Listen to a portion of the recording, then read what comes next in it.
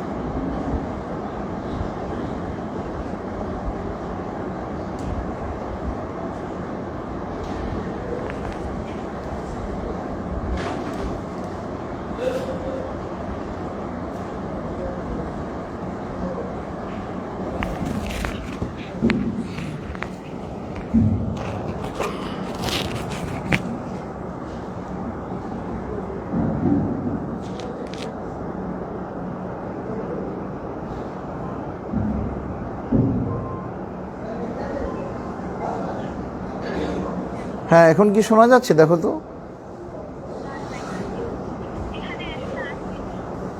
হ্যাঁ, দেখো তো সাউন্ড শব্দ কি এখন শোনা যায় কিনা।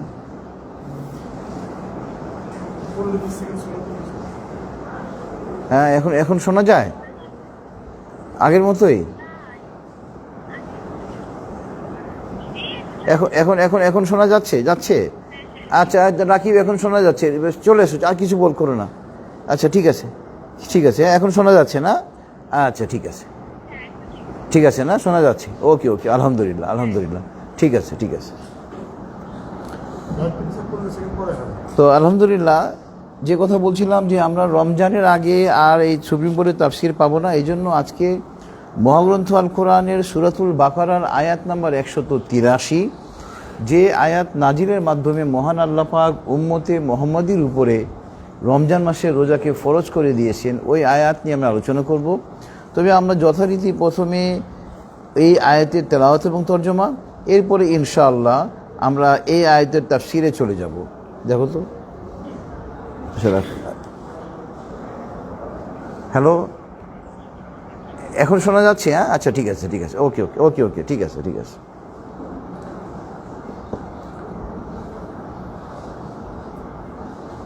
তবে আমরা যথারীতি প্রথমে এই আয়াতের তেলাওয়াত এবং তর্জমা, এরপর ইনশাআল্লাহ আমরা তাফসিরে চলে যাব। আউযু বিল্লাহি মিনাশ শাইতানির রাজীম। বিসমিল্লাহির রহমানির রহিম। ইয়া আইয়ুহাল্লাযীনা আমানু কুতিবা আলাইকুমুস সিয়ামু কামা কুতিবা আলাল্লাযীনা মিন ক্বাবলিকুম লাআল্লাকুম তাত্তাকুন। সাদাকাল্লাহুল আলিয়্যুল আযীম ওয়া সাদাকা রাসূলুহুন নাবিয়্যুল কারীম ওয়া নাহনু আলা যালিকা মিনাশ শাহিদিন। সুবহানাল্লাহি ওয়া বিহামদিহি সুবহানাল্লাহিল আযীম। আল্লাহুম্মা সাল্লি আলা মুহাম্মাদিন আবদিকা ওয়া রাসূলিক। বিতাড়িত শয়তান থেকে মহান আল্লাহর কাছে আশ্রয় চাচ্ছি, পরম করুণাময় এবং অসীম দয়ালু আল্লাহর নামে শুরু করছি। ইয়া আইয়ুহাল্লাযীনা আমানু, হে ঈমানদারগণ, কুতিবা আলাইকুমুস সিয়াম, তোমাদের উপরে রমজান মাসের রোজাকে ফরজ করা হয়েছে। কামা কুতিবা আলাল্লাযীনা মিন ক্বাবলিকুম, যেভাবে এই রোজাকে ফরজ করা হয়েছিল তোমাদের পূর্ববর্তীদের উপরে। লাআল্লাকুম তাত্তাকুন, আশা করা যায় তোমরা পরহেজগারী, তোমরা তাকওয়া অর্জন করবে। মহান আল্লাহ সত্য বলেছেন এবং তার প্রেরিত নবী ও রাসূল সাল্লাল্লাহু আলাইহি ওয়াসাল্লাম সত্য বলেছেন, এবং আমরা সাক্ষীগণের অন্তর্ভুক্ত। মহাপবিত্র আল্লাহ, যাবতীয় প্রশংসা তার জন্য। মহাপবিত্র আল্লাহ, তিনি মহামহিমান্বিত। হে আল্লাহ, আপনি আপনার বান্দা এবং রাসূল হযরত মুহাম্মদ সাল্লাল্লাহু আলাইহি ওয়াসাল্লামের রহমত বর্ষণ করুন। এটা ছিল মহাগ্রন্থ আল কোরআনের সূরাতুল বাকারার আয়াত নাম্বার 183 তেলাওয়াত এবং তর্জমা। রমজান, আলহামদুলিল্লাহ, আমাদের দরজায় রমজান নক করতেছে, করায়। The Holi month of Ramadan is knocking at hour ডোর। আমাদের দরজায় রমজান করা নাড়তেছে, আলহামদুলিল্লাহ। এবং এই যে আমরা এখন পার করতেছি শাবান মাস, রজব মাস আসলে আল্লাহ রাসূল সাল্লাল্লাহু আলাইহি ওয়াসাল্লাম দোয়া করতেন, আল্লাহুম্মা বারিক লানা ফি রজব ওয়া শাবান ওয়া বাল্লিগনা রমাদান, যে হে আল্লাহ, আপনি আমাদেরকে রজব এবং শাবান মাসে বরকত দান করেন এবং আমাদেরকে রমজান পর্যন্ত হায়াত বৃদ্ধি করে দিন। আল্লাহু আকবার। তো আলহামদুলিল্লাহ, আমরা আসন্ন রমজানে ইনশাল্লাহ যাতে রোজার হক আদায় করতে পারি, এদিকে আমাদের পুরোপুরি সচেষ্ট হতে হবে। তো আমরা রোজা, আল্লাহ পাক আমাদের উপরে রোজাকে কেন ফরজ করেছেন? তাকওয়া অর্জনের জন্য। লাআল্লাকুম তাত্তাকুন, যাতে করে আমরা তাকওয়া অর্জন করতে পারি, আমরা পরহেজগারিতা অবলম্বন করতে পারি। এই ইত্তিকাউন, এই শব্দটা থেকে আপনার এই শব্দটা থেকে তাত্তাকুন শব্দটা এসেছে। তো আপনার এই পরহেজগারি, ইসলামের মূল মন্ত্র হলো তাওহীদ, আল্লাহ পাকের উপরে একত্ববাদ, এবং আল্লাহ পাকের একত্ববাদের উপরে ঈমান আনার পরে আমরা যে ইবাদত করব, এই ইবাদতটা হতে হবে তাকওয়ার উপরে ভিত্তি করে, অর্থাৎ একমাত্র আল্লাহকে সন্তুষ্ট করার জন্য আল্লাহ ভীতি থাকতে হবে। তো আমরা চলে যাব আজকে তাফসিরের সঙ্গে প্রাসঙ্গিক মহাগ্রন্থ আল কোরআনের অন্যান্য সূরার অন্যান্য আয়াত, যা তাফসিরের সঙ্গে প্রাসঙ্গিক।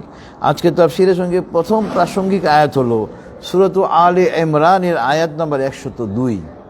এখানে আল্লাহ বলতেছেন, ইয়া আইয়ুহাল্লাযীনা আমানুত্তাকুল্লাহা হাক্কা তুকাতিহি ওয়া লা তামুতুন্না ইল্লা ওয়া আনতুম মুসলিমুন। ইয়া আইয়ুহাল্লাযীনা আমানু, হে ঈমানদারগণ। দেখেন, আমরা প্রথমে ঈমান আনার পরে আমরা মুসলমান হই, এরপরে মুসলিম হওয়ার পরে আমরা নেক আমল করার পরে আমরা মুসলিমের হায়ার স্টেজ হলো মুমিন। তা আল্লাহ পাক এখানে মুমিনদেরকে সম্বোধন করে বলতেছেন, হে মুমিনরা, তোমরা আল্লাহকে ভয় করো, যথাযথ ভয় করো, যে যতটুকু ভয় করা উচিত।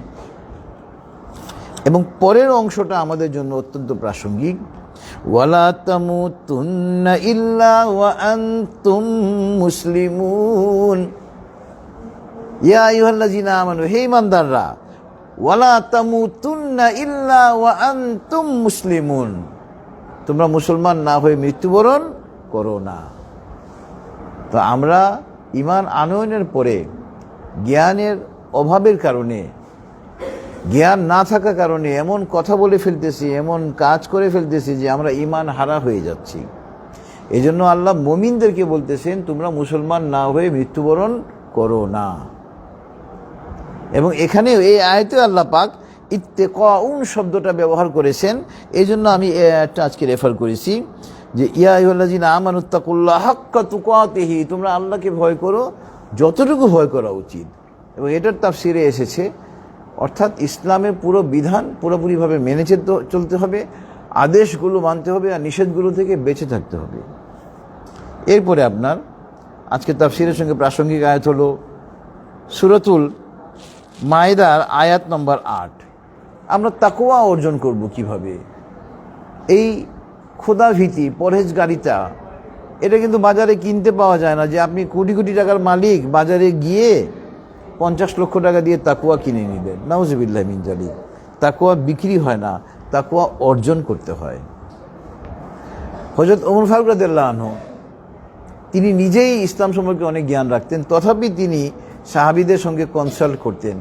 এক সিনিয়র সাহাবীকে তিনি প্রশ্ন করেছিলেন যে তাকওয়া কি?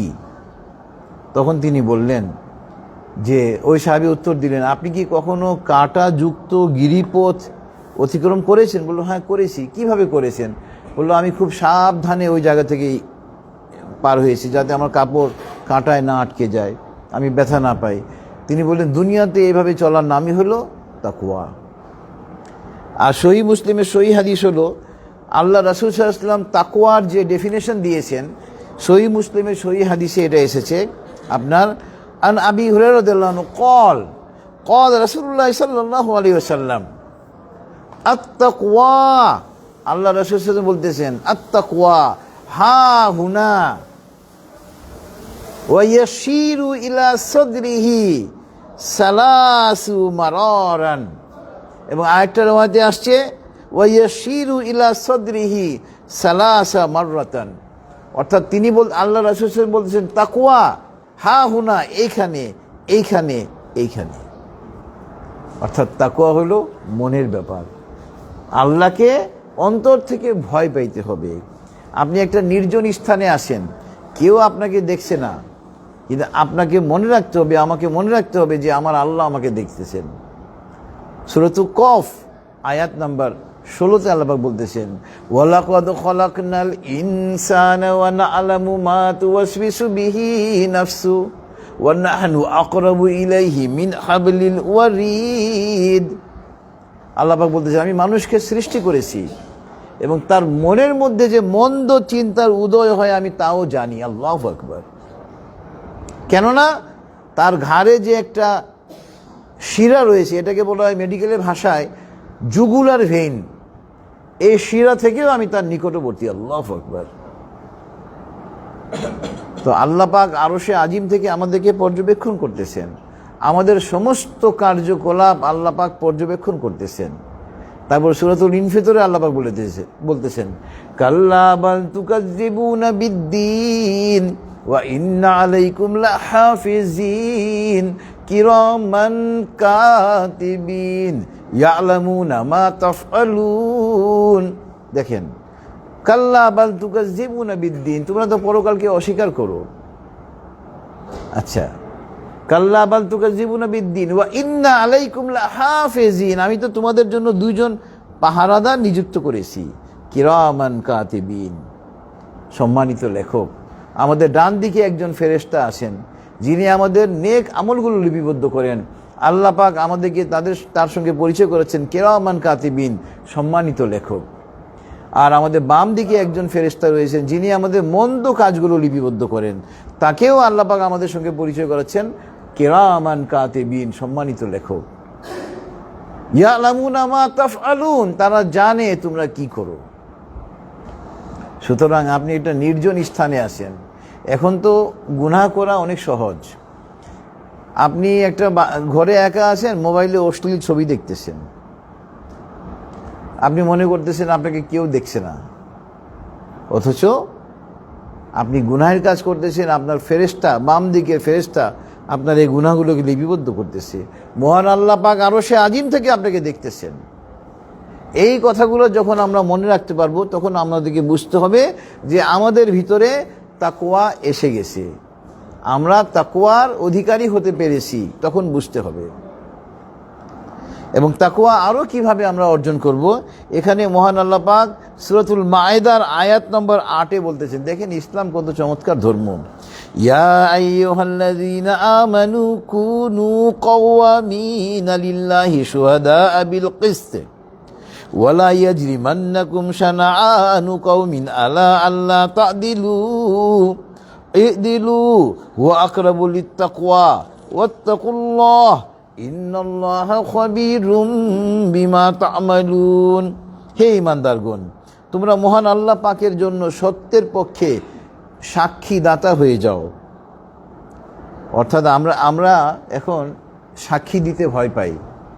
ন্যায়ের পক্ষে সত্য প্রতিষ্ঠা করার জন্য আমরা সাক্ষ্য প্রদান করতে পিছপা হই, অথচ ইসলাম বলতেছে তুমি সাক্ষ্য প্রদান করো। এবং আল্লাহ পাক বলতেছেন, এবং আল্লাহ পাক এখানে বলতেছেন যে বিচারককে, যে তুমি যদি বিচারক হও, কোনো পক্ষ দ্বয়ের মধ্যে তুমি বিবাদ মীমাংসার জন্য তোমাকে দায়িত্ব দেওয়া হয়, তখন একটা পক্ষ যে তোমার শত্রু, ওই শত্রুতার কারণে তুমি তার উপরে অবিচার করো না। আল্লাহু আকবার। চিন্তা করেছেন আপনি, আপনার নিকটে দুইজন লোক বিবাদ নিয়ে এসছে, দুইজনের মধ্যে একজন আপনার শত্রু, আপনি তো সঙ্গে সঙ্গে তার বিরুদ্ধে রায় দিয়ে দিবেন। আর মহাগ্রন্থ আল কোরআন কি বলতেছেন? আপনি একজন বিচারক, আপনার নিকটে দুই পক্ষ এসেছে, এক পক্ষের সঙ্গে আপনার বিদ্বেষ থাকতে পারে, শত্রুতা থাকতে পারে, পূর্ব থেকেই ঝগড়া বিবাদ থাকতে পারে, এই কারণে আপনি ন্যায় বিচার থেকে পিছপা যেন না হন। আল্লাহু আকবার। ইসলাম কত চমৎকার ধর্ম, অথচ যারা ইসলাম সম্পর্কে জানে না তারা কি করে? ইসলাম নিয়ে নানান প্রশ্ন সমালোচনা করে, অথচ মহাগ্রন্থ আল কোরআনে এত চমৎকার বিধানগুলো দেওয়া হয়েছে, এগুলো নিয়ে কেউ কিছু বলবে না। এবং আল্লাহ পাক বলতেছেন দিলু, তুমি ন্যায় বিচার করো, হুয়া আকরাবু লিত্তাকওয়া। আমরা যদি তাকওয়া অর্জন করতে চাই, তাহলে আমাদেরকে সর্বস্তরে ন্যায় বিচার প্রতিষ্ঠা করতে হবে। এবং আপনি দেখেন, আপনি একজন পরিবারের কর্তা। আমাদের সমাজে এখন প্রায় দেখা যায় একাধিক ছেলে মেয়ে থাকলে বাবা মা এক ছেলে বা মেয়েকে বেশি ভালোবাসে, আরেকজনকে কম। আপনি গুনাহের কাজ করতেছেন, ন্যায় বিচারের পরিপন্থী কাজ করতেছেন। আল্লাহ রাসূল সাল্লাল্লাহু আলাইহি ওয়াসাল্লামের জীবদ্দশায় এক সাহাবী এসে বললেন, আমি এই উপহারটা আমার এই সন্তানকে দিতে চাই। আল্লাহ রাসূল সাল্লাল্লাহু আলাইহি ওয়াসাল্লাম জানতেন তার আরও সন্তান আছে, এবং ওই সাহাবী বললেন যে আপনি নিজ হাতে আমার সন্তানকে এই উপহারটা দিয়ে দেন। তিনি বললেন, তুমি কি এই উপহারটা তোমার অন্যান্য সন্তানকে দিয়েছো? বলল না। বলল, তাহলে এই অন্যায় আমাকে দিয়ে তুমি করিও না। আল্লাহু আকবার। আর আমাদের সমাজে দেখা যায় বাবা এক সন্তানকে সমস্ত সম্পত্তিও লিখে দিচ্ছে, অন্যায় করতেছে, ন্যায় বিচার পরিপন্থী কাজ করতেছে। এজন্য আমরা যদি তাকওয়া অর্জন করতে চাই, পরহেজগারিতা অর্জন করতে চাই, তাহলে আমাদেরকে ন্যায় বিচার প্রতিষ্ঠা করতে হবে সর্বক্ষেত্রে। আপনি যদি রাষ্ট্রের প্রধান থাকেন, রাষ্ট্রের পুরোপুরিভাবে আপনাকে ন্যায় বিচার প্রতিষ্ঠা করতে হবে। আপনি যদি সমাজের একজন নেতা হন, ওই সমাজের মধ্যে আপনাকে ন্যায় বিচার প্রতিষ্ঠা করতে হবে। আর আপনি যদি পরিবারের কর্তা হন, ওই পরিবারের মধ্যে পুরোপুরিভাবে আপনাকে ন্যায় বিচার প্রতিষ্ঠা করতে হবে।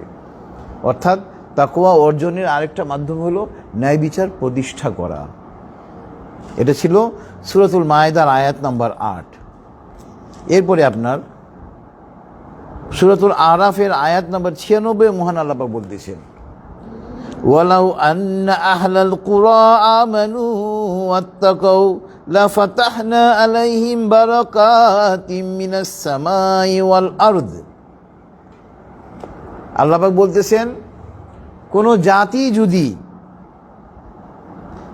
তাকওয়া অর্জন করে, পরহেজগারিতা অর্জন করে, আল্লাহ পাক বলতেছেন আমি তাদের উপরে আসমান থেকে এবং জমিন থেকে বরকত দান করি। আল্লাহু আকবার। আমরা আমাদের আয় রোজগারে বরকত চাই, আমরা আমাদের পরিবারের শান্তি প্রতিষ্ঠা চাই, সমাজে আমরা শান্তি চাই, কিন্তু আমরা ন্যায় বিচার করি না। আমরা একজন আরেকজনকে প্রতারণা করতেছি, আরেকজন আরেকজনকে তার অধিকার থেকে বঞ্চিত করতেছি। সহিহ হাদিসে এসেছে, মান গশ্বানা ফালাইসা মিন্না।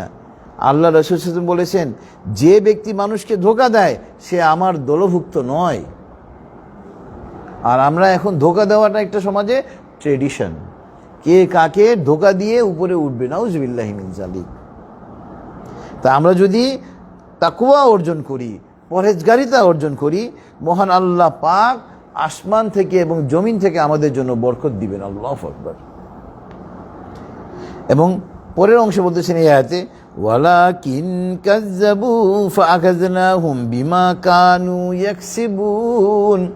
যারা তাকওয়া অর্জন করে নেয়, আমি আল্লাহ পাক বলতেছি আমি তাদেরকে পাকড়াও করেছি, তাদেরকে ধ্বংস করে দিয়েছি। হযরত শুআয়ব আলাইহিস সালামের কওম, তারা মাপে কম দিত, ওজনে কম দিত, এবং ওজনে কম দেওয়ার কারণে আল্লাহ পাক তাদেরকে ধ্বংস করে দেন। এবং ন্যায় বিচার প্রতিষ্ঠা, যে সমাজে ন্যায় বিচার থাকবে ওই সমাজে কোনো বিশৃঙ্খলা দেখা দিবে না। মানুষ যখন তার অধিকার হারিয়ে ফেলে, দেয়ালে পিঠ থেকে যায়, তখনই দেখা যায় সমাজে বিশৃঙ্খলা, মারামারি, হানাহানি। এটা ছিল সূরাতুল আরাফের আয়াত নাম্বার 96, আজকে তাফসীরের সঙ্গে প্রাসঙ্গিক। এরপরে আপনার আজকে তাফসীরের সঙ্গে প্রাসঙ্গিক আয়াত হলো সূরা আত-তাওবার আয়াত নাম্বার 119। সূরা আত-তাওবার আয়াত নাম্বার 119-এ মহান আল্লাহ পাক বলতেছেন, ইয়া আইয়ুহাল্লাযীনা আমানুত্তাকুল্লাহা ওয়া কুনু মা'আস সাদিকিন। হে ঈমানদারগণ, তোমরা আল্লাহকে ভয় করো এবং তোমরা সত্যবাদীদের অন্তর্ভুক্ত হয়ে যাও।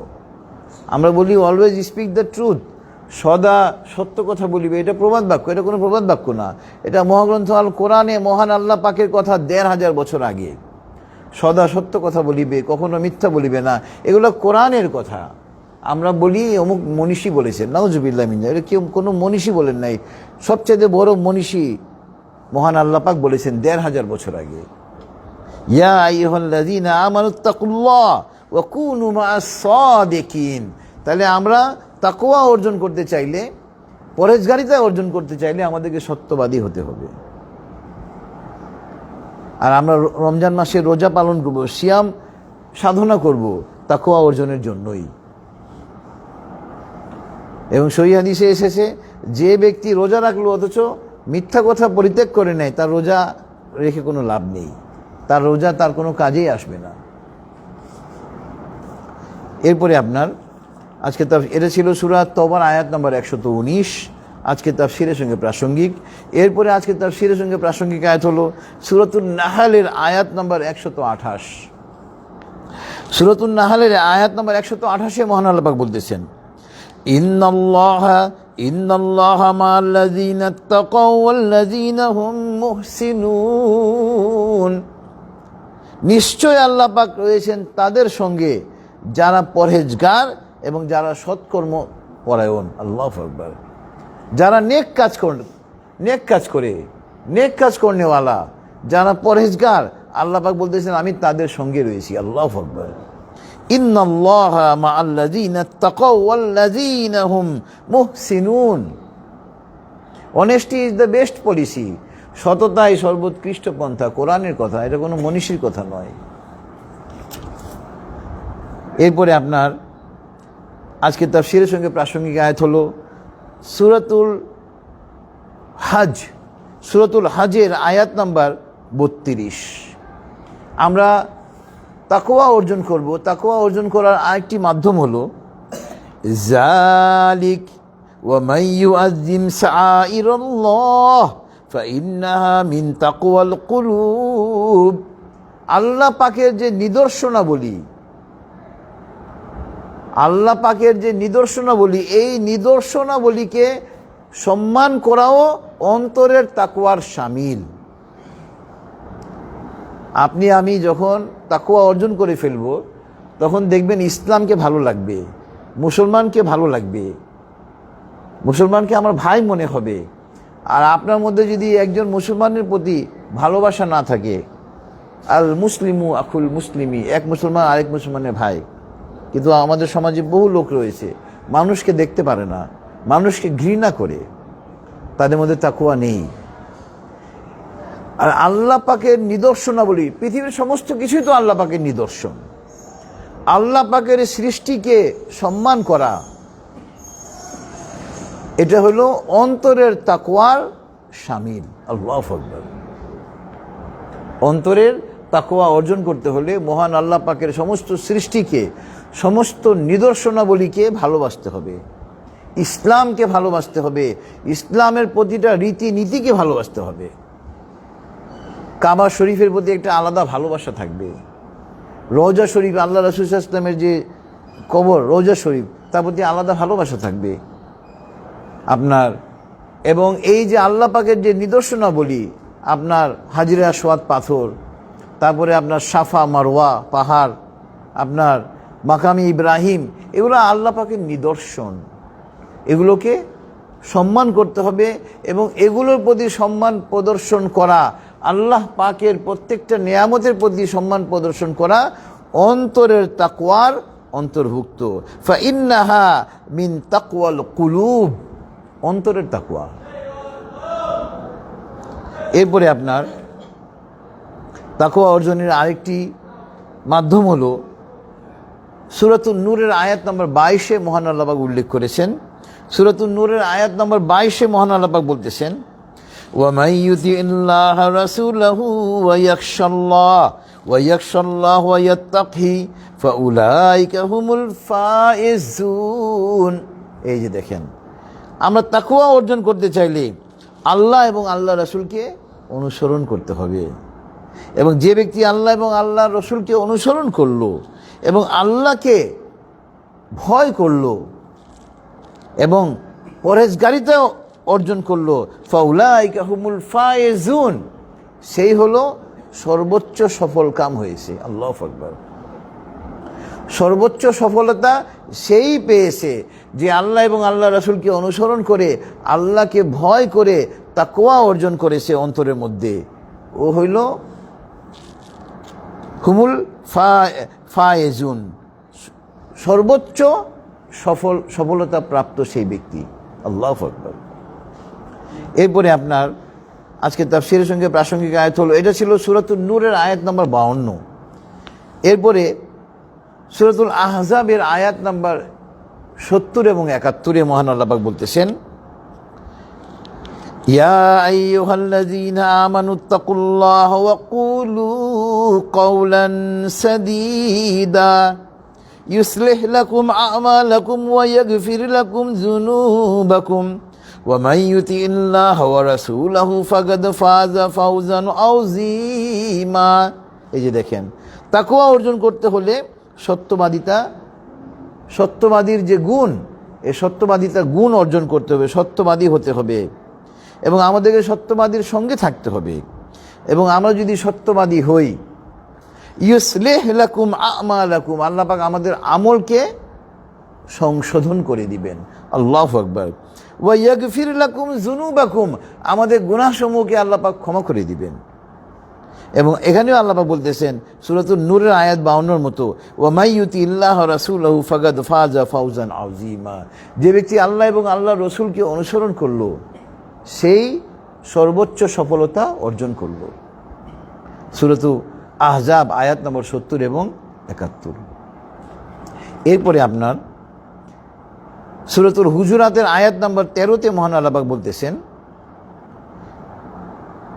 ইয়া আইয়ুহান নাসু ইন্না খলাকনাকুম মিন যাকারিন ওয়া উনসা ওয়া জাআলনাকুম শুউবান ওয়া ক্বাবাইলা লিতাআরাফু ইন্না আকরামাকুম ইনদাল্লাহি আতকাকুম ইন্নাল্লাহা আলীমুন খাবীর। ইয়া আইয়ুহান নাস, হে মানব সম্প্রদায়, একজন নারী এবং একজন পুরুষ থেকে আমি তোমাদেরকে সৃষ্টি করেছি। বাবা আদম আলাইহিস সালাম এবং মা হাওয়া আলাইহিস সালাম থেকে আমাদের সমস্ত মানব জাতির সৃষ্টি। এবং আল্লাহ পাক বলতেছেন, আমি তোমাদেরকে এক নারী এবং এক পুরুষ থেকে সৃষ্টি করার পরে তোমাদেরকে বিভিন্ন সম্প্রদায় এবং গোত্রে বিভক্ত করে দিয়েছি, যাতে করে তোমরা একে অপরের সঙ্গে পরিচিত হতে পারো। এবার যে আয়াতটা আমাদের জন্য প্রাসঙ্গিক, ইন্না আকরামাকুম ইনদাল্লাহি আতকাকুম, আল্লাহর কাছে সেই প্রিয় যে আল্লাহকে সবচেয়ে বেশি ভয় করে।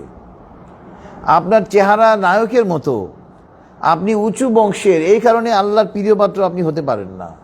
আপনি অনেক ধনী, হাজার হাজার কোটি টাকার মালিক, এই জন্য আপনি আল্লাহর প্রিয় পাত্র হবেন তা নয়। আল্লাহর প্রিয় পাত্র হতে হলে আল্লাহ ভীতি থাকতে হবে। যে ব্যক্তি আল্লাহকে সবচেয়ে বেশি ভয় করে সেই আল্লাহর নিকটে সবচেয়ে সম্মানিত। আল্লাহু আকবার। ইন্না আকরামাকুম ইনদাল্লাহি, ফ্যানটা একটু অফ করে দাও। ইন্না আকরামাকুম ইনদাল্লাহি আতকাকুম। আল্লাহ রাসূল সাল্লাল্লাহু আলাইহি ওয়াসাল্লাম যখন মদিনায় একটা ইসলামী রাষ্ট্র প্রতিষ্ঠা করলেন, কোনো সাহাবীকে কোথাও এটা দায়িত্বে পাঠানোর আগে তিনি যাকে পাঠাতেন তার তাকওয়া আগে দেখতেন, তার মধ্যে তাকওয়া আছে কিনা। তাকওয়াশীল ব্যক্তিদেরকে তিনি দায়িত্ব দিতেন। আর এখন তো আমাদের দেশে দায়িত্ব দেওয়া হয় তদবিরে, যে ঘুষ দিবে তাকে দায়িত্ব দেওয়া হবে, যে তদবির করবে তাকে দায়িত্ব দেওয়া হবে। চাকরি বাকরিতেও সমস্ত জায়গায় তদবির, নাউজুবিল্লাহি মিন যালিক। এবং বিগত সরকারগুলোর আমলে দেখা গেছে এমনকি মন্ত্রীরাও বলেছে এটা স্পিডি মানি, নাউজুবিল্লাহি মিন যালিক। আপনারা কাজ দ্রুত করার জন্য টাকা দেন, এটা স্পিডি মানি, এটাকে সে জায়েজ ঘোষণা করেছে, নাউজুবিল্লাহি মিন যালিক। রাষ্ট্রের একজন মন্ত্রী এই কথা বলতে পারে? অথচ আমাদের দেশের মন্ত্রীরা এই কথাগুলো বলেছে আগে। অর্থাৎ রাষ্ট্রীয়ভাবে অন্যায়কে, দুর্নীতিকে প্রশ্রয় দেওয়া হয়েছিল বিগত সরকারের আমলে। আচ্ছা, এটা ছিল সূরাতুল হুজুরাতের আয়াত নাম্বার আপনার 13। ইন্না আকরামাকুম ইনদাল্লাহি আতকাকুম, আল্লাহ পাকের কাছে সেই প্রিয়, সেই সম্মানিত যে মহান আল্লাহকে সবচেয়ে বেশি ভয় করে। এরপরে সূরাতুল হাসরের আয়াত নাম্বার 18 হইল আমাদের জন্য আজকে প্রাসঙ্গিক। এখানে আল্লাহ পাক বলতেছেন, ইয়া আইয়ুহাল্লাযীনা আমানুত্তাকুল্লাহা ওয়াল তানজুর নাফসুম মা কদ্দামাত লিগাদ ওয়াত্তাকুল্লাহ ইন্নাল্লাহা খাবীরুম বিমা তা'মালুন। তাকওয়া অর্জন করতে হলে, পরহেজগারিতা অর্জন করতে হলে আমাদেরকে এই আয়াতের অর্থটা বুঝতে হবে। ইয়া আইয়ুহাল্লাযীনা আমানুত্তাকুল্লাহ, হে ঈমানদাররা তোমরা আল্লাহকে ভয় করো। প্রত্যেক মানুষকে এই কথা চিন্তা করা উচিত যে সে আগামীকালকের জন্য কি প্রেরণ করতে যাচ্ছে। আগামীকাল মানে কিয়ামত। অর্থাৎ একজন মুসলমান মাত্রই আমাদেরকে এই কথা মনে রাখতে হবে যে আমাদের এই যে হায়াতে জিন্দেগি দুনিয়াতে, এটা সংক্ষিপ্ত এবং এই হায়াতে জিন্দেগির পরিসমাপ্তি হবে। আমাদেরকে মৃত্যুর মুখোমুখি হতে হবে। মৃত্যুর পরে মহান আল্লাহ পাক আমাদেরকে আবার পুনর্জীবিত করবেন দুনিয়ার আমাদের এই কাজকর্মের হিসাব নিকাশ নেওয়ার জন্য। তো ওইখানে আমরা কি উত্তর দিব, ওইটার জন্য আমাদেরকে প্রস্তুতি নিতে হবে। এবং আমাদের মধ্যে যখন এই চেতনা এসে যাবে, এই চিন্তাধারা এসে যাবে যে আমাকে তো মৃত্যুবরণ করতে হবে, আমার প্রত্যেকটা কাজকর্মের হিসাব দিতে হবে আল্লাহ পাকের নিকটে। আপনাকে দিয়ে তো কেউ দুর্নীতি করা তো দূরের কথা, গুনাহের কাজ করার তো দূরের কথা, গুনাহের চিন্তাও আপনার মাঝে আসবে না ইনশাআল্লাহ। সূরাতুল হাসর আয়াত নম্বর 18, ইয়া আইয়ুহাল্লাযীনা আমানুত্তাকুল্লাহা ওয়াল তানজুর নাফসুম মা কদ্দামাত লিগাদ। গদিন মানে আগামীকাল। ওয়াত্তাকুল্লাহ ইন্নাল্লাহা খাবীরুম বিমা তা'মালুন।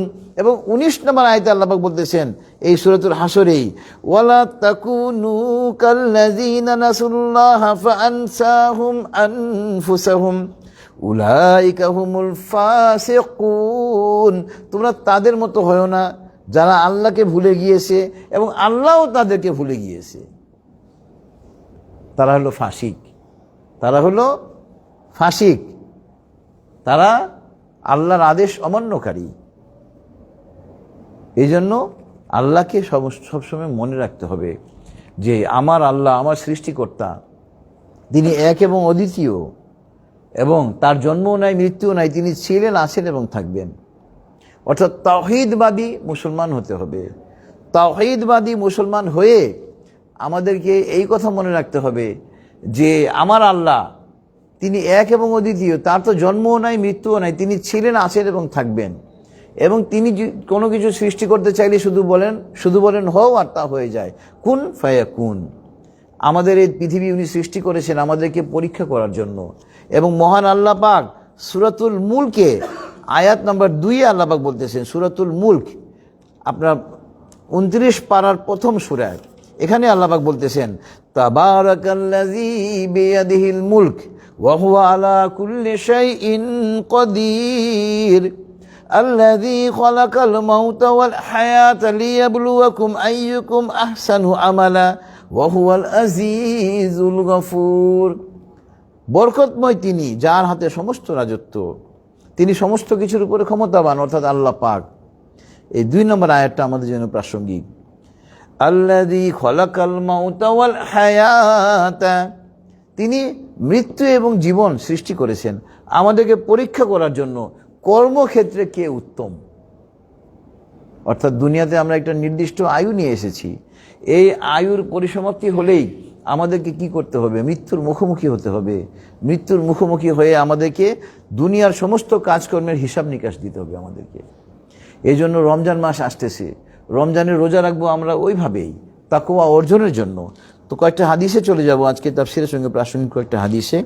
প্রথম হাদিস হলো আপনার, যেহেতু রমজান মাস নিয়ে আলোচনা করছিলাম, আন আবি হুরায়রা রাদিয়াল্লাহু আনহু قال قال رسول الله صلى الله عليه وسلم من صام رمضان إيمانا واحتسابا غفر له ما تقدم من ذنبه রাওয়াহু সহিহ বুখারী ও মুসলিম। বুখারী মুসলিম দুইটা বিখ্যাত হাদিস গ্রন্থে হাদিসটা লিপিবদ্ধ হয়েছে। বিখ্যাত সাহাবী হযরত আবু হুরায়রা রাদিয়াল্লাহু আনহু হাদিসখানা বর্ণনা করেছেন। তিনি বলতেছেন, আল্লাহ রাসূল সাল্লাল্লাহু আলাইহি ওয়াসাল্লাম বলেছেন, যে ব্যক্তি রোজা রাখবে ঈমানের সঙ্গে এবং নেক চেতনা নিয়ে, নেক উদ্দেশ্য নিয়ে, ইহতিসাবান, নেক চেতনা, সঠিক উদ্দেশ্য থাকবে, অর্থাৎ একমাত্র আল্লাহকে সন্তুষ্ট করা। দেখেন, রোজা এমন একটা ইবাদত, যে ইবাদতের মধ্যে লোক দেখানো কিছু থাকে না। আপনি লোক দেখানোর জন্য রোজা রাখলে ওটা কিন্তু লোক দেখানো থাকে না। আপনি হয়তো রোজা রেখেছেন যা মানুষ আমাকে রোজাদার বলুক, কিন্তু আপনি তো একাকী একটা ঘরে গিয়েও কিছু খান না। কেন? আল্লাহ আপনাকে দেখতেছেন। তো রোজা এমন একটা ইবাদত, সিয়াম, যে ইবাদতের মধ্যে আপনার আল্লাহকে মানে খুশি করা অনেক সহজ, এবং এই ইবাদতটা হলো একমাত্র আল্লাহ পাকের উদ্দেশ্যেই। তো সুতরাং আমরা রোজা রাখবো আল্লাহ পাককে সন্তুষ্ট করার জন্য, এবং এই নেক চেতনা, ইহতিসাবান, ঈমান এবং নেক চেতনার মাধ্যমে যদি কেউ রোজা রাখে, আল্লাহ পাক বলতেছেন, আল্লাহ রাসূল সাল্লাল্লাহু আলাইহি ওয়াসাল্লাম বলতেছেন, গুফিরা লাহু মা তাকাদ্দামা মিন যামবিহি, পূর্বের তার সমস্ত গুনাহ আল্লাহ পাক ক্ষমা করে দিবেন। রাওয়াহু সহিহ বুখারী ও মুসলিম। বুখারী মুসলিম দুইটা হাদিস গ্রন্থে হাদিসটা লিপিবদ্ধ হয়েছে। এরপরে হাদিস হলো, আন আবি হুরায়রা রাদিয়াল্লাহু আনহু قال قال رسول الله صلى الله عليه وسلم ইজা দখালা রমাদান ফুতিহাত আবওয়াবুস সামাউ ওয়া গুল্লিকাত আবওয়াবু জাহান্নামা ওয়া সুলসিলাতিশ শায়াতিন। রাওয়াহু সহিহ বুখারী ও মুসলিম। বুখারী মুসলিমের হাদিস গ্রন্থ, যে এটাও হযরত আবু হুরায়রা রাদিয়াল্লাহু আনহু হাদিসখানা বর্ণনা করেছেন। এবং তিনি বলতেছেন, যখন রমজান মাস এসে যায়, আপনার আল্লাহ পাক জান্নাতের দরজাগুলো খুলে দেন, জাহান্নামের দরজাগুলোকে বন্ধ করে দেন। আল্লাহু আকবার। এবং শয়তানকে শৃঙ্খলিত করা হয়, শয়তানকে বন্দী করা হয়। রাওয়াহু সহিহ বুখারী ও মুসলিম। এরপরও অনেকেই দেখবেন যাদের ঈমান দুর্বল, ওরা বলে তাহলে রমজান মাসে গুনার কাজ মানুষ কেন করে? ওই যে আপনাকে যে ইবলিস শয়তান 11 বছর ট্রেনিং দিয়েছে, ওই ট্রেনিংয়ের কারণেই ইবলিস শয়তান না থাকার কারণেও আপনি গুনাহ করতেছেন। বাংলা একটা কথা আছে না যে অস্ত্র জমা দিয়েছি, প্রশিক্ষণ তো ভুলি নাই, ট্রেনিং তো আর ভুলি নাই। তো আপনাকে যে 11 বছর ইবলিস শয়তান ট্রেনিং দিল, ওই ট্রেনিংয়ের কারণেই আপনি গুনাহের কাজ করতেছেন রমজান মাসেও। এই জন্য রমজান মাস আসতেছে, পুরাপুরিভাবে গুনাহকে ছেড়ে দিতে হবে। এরপরে হাদিস হলো, আন আবি হুরায়রা রাদিয়াল্লাহু আনহু আন্না রাসূলুল্লাহ সাল্লাল্লাহু আলাইহি ওয়াসাল্লাম ক্বাল মান ক্বামা রমাদানা ঈমানান ওয়া ইহতিসাবান গুফিরা লাহু মা তাকাদ্দামা মিন যামবিহি, রাওয়াহু সহিহ আল বুখারী। এখানে আসছে রাতে তারাবির নামাজের কথা, তাহাজ্জুদ নামাজের কথা। যে ব্যক্তি রমজান মাসে রাতের বেলা ঈমানের সঙ্গে এবং নেক নিয়তে, নেক চেতনায় রাতে নামাজ আদায় করবে, ওটা তারাবির নামাজ হতে পারে, তাহাজ্জুদ নামাজ হতে পারে, আল্লাহ পাক তার পূর্বের সমস্ত গুনাহকে ক্ষমা করে দিবেন। রাওয়াহু সহিহ আল বুখারী। এরপরে আপনার হাদিস হলো, আন আবি হুরায়রা রাদিয়াল্লাহু আনহু ক্বাল ক্বালা রাসূলুল্লাহ সাল্লাল্লাহু আলাইহি ওয়াসাল্লাম আফদালুস সালাতা বাদাল ফরিদাতু সালাতুল লাইল, রাওয়াহু তিরমিজি। সহিহ তিরমিজির সহিহ হাদিস। হযরত আবু হুরায়রা রাদিয়াল্লাহু আনহু হাদিসখানা বর্ণনা করেছেন এটাও, এবং তিনি বলতেছেন যে ফরজ নামাজের পরে সবচাইতে শ্রেষ্ঠ নামাজ হলো রাতের নামাজ। আল্লাহু আকবার। রাতের নামাজে আল্লাহর সঙ্গে ডাইরেক্ট সম্পর্ক হয়। আল্লাহু আকবার। এবং সর্বশেষ যে হাদিসটা তাকওয়ার ব্যাপারে আমি প্রথমে বলেছিলাম, এটা আন আবি হুরায়রা রাদিয়াল্লাহু আনহু ক্বাল, আপনার ক্বাল রাসূলুল্লাহ সাল্লাল্লাহু আলাইহি ওয়াসাল্লাম আত-তাকওয়া হা হুনা ওয়া ইয়াশিরু ইলা সাদরিহি সালাসু মারারান ওয়া ইয়াশিরু ইলা সাদরিহি সালাসা মাররাতান। আল্লাহ রাসূল সাল্লাল্লাহু আলাইহি ওয়াসাল্লাম বলতেছেন তাকওয়া এইখানে, তাকওয়া এইখানে, তাকওয়া এইখানে। 3 বার উনি এভাবে আঙ্গুল দিয়ে দেখান তার হৃদয়ের দিকে। অর্থাৎ তাকওয়া হলো মনের বিষয়। এই যেগুলো বললাম যে সবসময় আমাদেরকে মনে রাখতে হবে যে আল্লাহ পাক আমাদেরকে দেখছেন, আমাদের সমস্ত কার্যকলাপ রেকর্ড হচ্ছে, 2 জন ফেরেশতা আমাদের ভালো কাজ এবং মন্দ কাজ লিপিবদ্ধ করতেছেন। এই চেতনা আমাদের মধ্যে যখন এসে যাবে, তখন আমাদেরকে দিয়ে তো কেউ গুনাহের কাজ তো করাতে পারবেই না, গুনাহের চিন্তাও হবে না ইনশাআল্লাহ। তো আলহামদুলিল্লাহ, রমজান মাস আসতেছে, আমরা যেন তাকওয়া অর্জন করতে পারি, সত্যিকারের তাকওয়া যেন আমরা অর্জন করতে পারি, রমজানের সত্যিকারের হক, রমজানের পুরোপুরি হক যেন আমরা আদায় করতে পারি, ওইদিকে আমাদেরকে খেয়াল রাখতে হবে। আর আজকে তাফসির হলো আমাদের সুপ্রিম কোর্টের যে তাফসির, রমজানের আগে আমাদের আর তাফসির আমরা পাবো না। আমি প্রথমেই বলেছিলাম, কারণ হলো আগামী বৃহস্পতিবার 5 তারিখ আমাদের সুপ্রিম কোর্টে ছুটি, সাধারণ ছুটি, এই জন্য তাফসির হবে না। আর পরের বৃহস্পতিবার 12 তারিখে জাতীয় নির্বাচন। আগামী বৃহস্পতিবার সুপ্রিম কোর্ট অথরিটি ছুটি দিয়েছেন, মানে সরকারি ছুটি না, আমাদের সুপ্রিম কোর্টে ছুটি। এই জন্য যেহেতু সুপ্রিম কোর্ট বন্ধ, আমাদের আইনজীবীর কারণ জন্যই তো আমরা এই তাফসিরের আয়োজন করি। যেহেতু সুপ্রিম কোর্ট বন্ধ, ওই দিন আগামী 5 তারিখে তাফসির হবে না। আর 12 তারিখে জাতীয় নির্বাচন বৃহস্পতিবার, এই জন্য তাফসির হবে না। আর পরের বৃহস্পতিবার থেকে তো রোজা শুরু হয়ে যাচ্ছে। তো আল্লাহ পাক যদি আমাদেরকে হায়াতে বাঁচিয়ে রাখেন, তাহলে আমরা ইনশাআল্লাহ রোজার পরে এপ্রিলের 19 তারিখে হয়তো আমরা আবার এই তাফসিরে একত্রিত হব। তো এর মধ্যে আর আমাদের সুপ্রিম কোর্টের তাফসির হবে না, আমার বাসা থেকে অনলাইনে তাফসির চালু থাকবে। আপনার ওগুলোতে আপনারা জয়েন করতে করবেন ইনশাআল্লাহ, আশা রাখি। আর ওটা শুক্র শনি মোটামুটি 2 দিন হবে ইনশাআল্লাহ। এখন বাংলায় একটা তাফসির হবে বাসা থেকে, এমনি ইংরেজিতে করি, এখন বাংলায় একটা করব যেহেতু এখানে বন্ধ থাকবে। তো ইনশাআল্লাহ আমরা দোয়া করব। তো দোয়ার আগে আমার একটা ছোট্ট আবেদন, আমার আপন মামা অ্যাডভোকেট মোহাম্মদ শাকের হোসেন, সুপ্রিম কোর্টের আইনজীবী, আমাদের সুপ্রিম কোর্ট বারের মেম্বার, তার ছেলে মোহাম্মদ সাকিব মাত্র 20 বছর বয়সে ইন্তিকাল করেছে। ইন্না লিল্লাহি ওয়া ইন্না ইলাইহি রাজিউন। তো আমরা সবাই তার জন্য দোয়া করব। সে তো জান্নাতি ছিল, এই জন্য তার বয়স যদিও 20 ছিল, কিন্তু ও বুদ্ধি প্রতিবন্ধী ছিল, ডিজেবল ছিল। তো তাকে দিয়ে তো কোনো গুনাহের প্রশ্নই আসে না।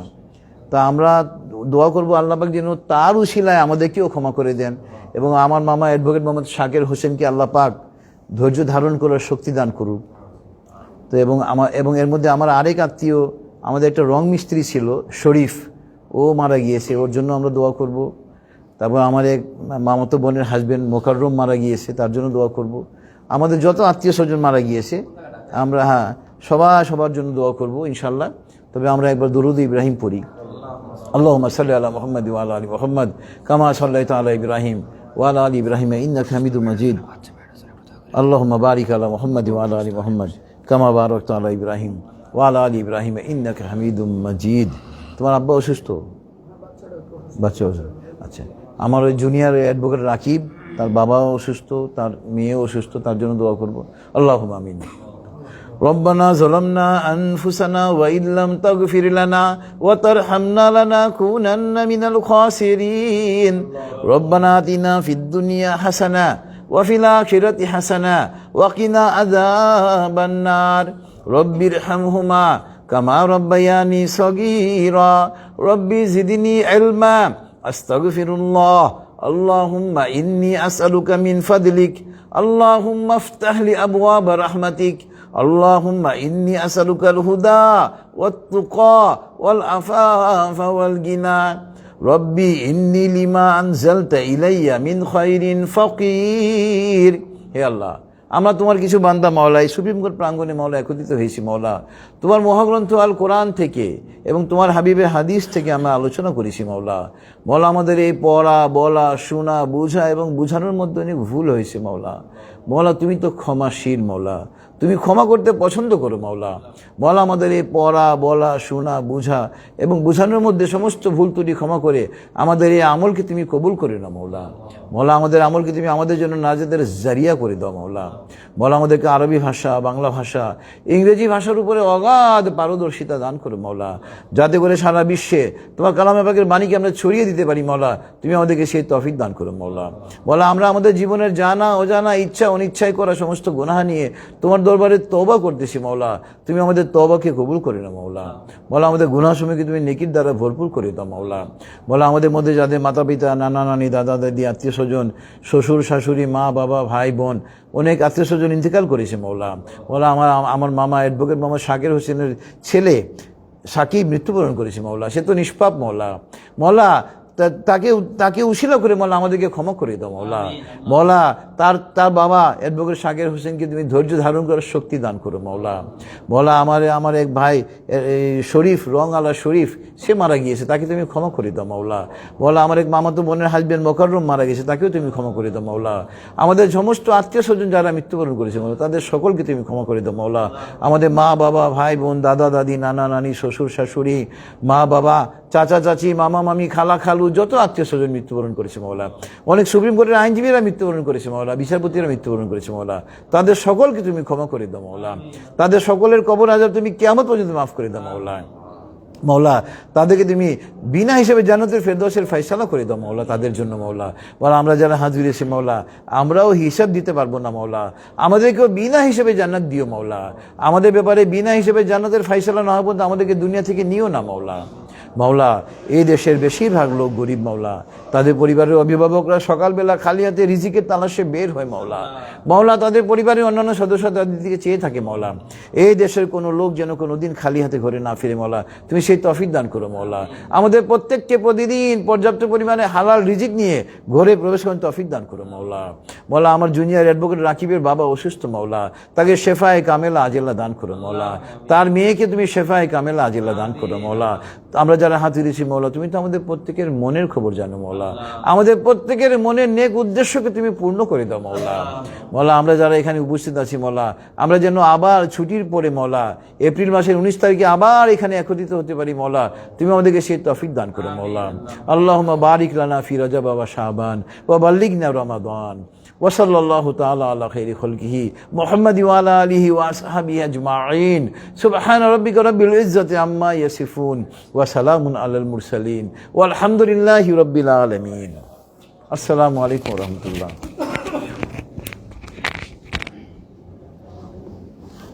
আল্লাহ আল্লাহ।